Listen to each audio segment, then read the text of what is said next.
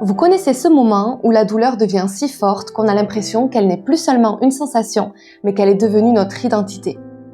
Qu'elle a envahi chaque pensée, chaque phrase et chaque projet.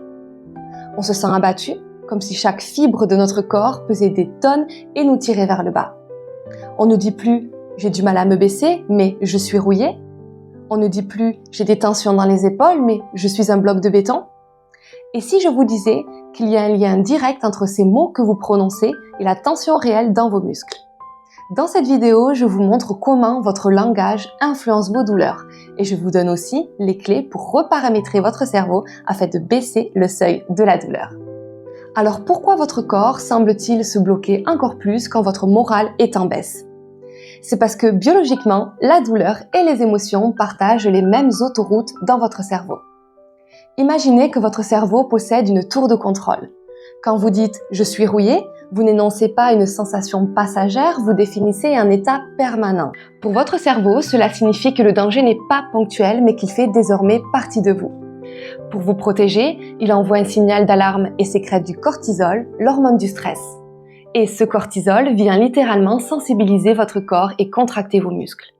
Ce n'est pas dans votre tête, c'est une réaction chimique qui augmente physiquement la douleur. Parce que le stress abaisse votre seuil de tolérance, du coup vous ressentez plus vite et plus fort chaque signal de douleur. Et c'est là que le piège se referme. Si vous dites « mon dos me fait mal », votre cerveau cherche une solution pour votre dos. Mais si vous dites « je suis bloqué », votre cerveau intègre que c'est votre identité. Il arrête de chercher une solution et passe en mode, du coup, protection maximale. Il verrouille vos muscles pour éviter que vous vous blessiez davantage et du coup, ça crée un verrouillage et encore plus de douleur. C'est un cercle vicieux. Et le piège, c'est de laisser la douleur devenir votre identité. On est toutes hantées par le souvenir de la femme qu'on était. Celle qui se posait pas de questions, celle qui se définissait par ses actions et non par ses symptômes. Et en s'identifiant totalement du coup à la douleur, on finit par lui donner les clés de notre maison.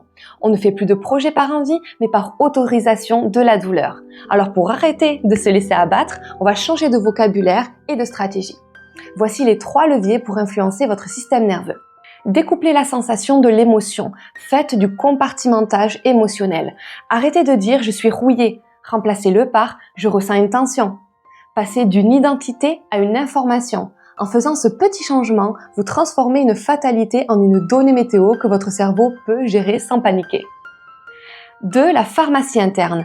Apprenez à stimuler vos propres antalgiques naturels. La joie, la fierté d'une petite victoire ou d'un moment calme va activer la dopamine et les endorphines. Ce sont vos alliés les plus puissants pour baisser le volume de la douleur. 3. La maîtrise par la compréhension. On a peur de ce que l'on ne comprend pas et la peur verrouille le corps. En apprenant comment votre cerveau traite la douleur et en choisissant des mouvements qui le rassurent, vous reprenez le volant et vous ne subissez plus vos douleurs. Alors je sais que lorsqu'on se sent abattu par la douleur, choisir le bon mouvement semble impossible. On a peur de se faire mal ou d'aggraver les choses. C'est pour ça que j'ai créé un outil pour vous accompagner. Le quiz gratuit, ton étirement ciblé de 5 minutes. En quelques clics, vous allez identifier l'étirement exact, sécurisé et surtout adapté à votre état du moment. Ce n'est pas du copier-coller, je vous explique comment l'ajuster à votre ressenti pour rester toujours dans le respect de vos limites. Cliquez sur le lien dans la description juste en dessous de cette vidéo pour accéder à votre quiz gratuit. C'est le premier pas concret pour prouver à votre cerveau que vous pouvez encore avoir les commandes et retrouver avec douceur le plaisir de bouger. Et n'oubliez jamais, la douleur est un signal, mais la souffrance est une réaction que l'on peut apprendre à transformer. Ne regardez pas l'immensité de la montagne, concentrez-vous juste sur vos 5 prochaines minutes de bien-être aujourd'hui. Dites-moi aussi en commentaire quel est le mot ou l'expression que vous allez arrêter d'utiliser aujourd'hui pour soulager votre esprit et vos douleurs. Si cette vidéo vous a aidé, abonnez-vous pour ne pas manquer les prochains conseils et partagez cette vidéo à une amie qui souffre en silence et qui a besoin de savoir qu'une autre voie est possible. Prenez soin de vous.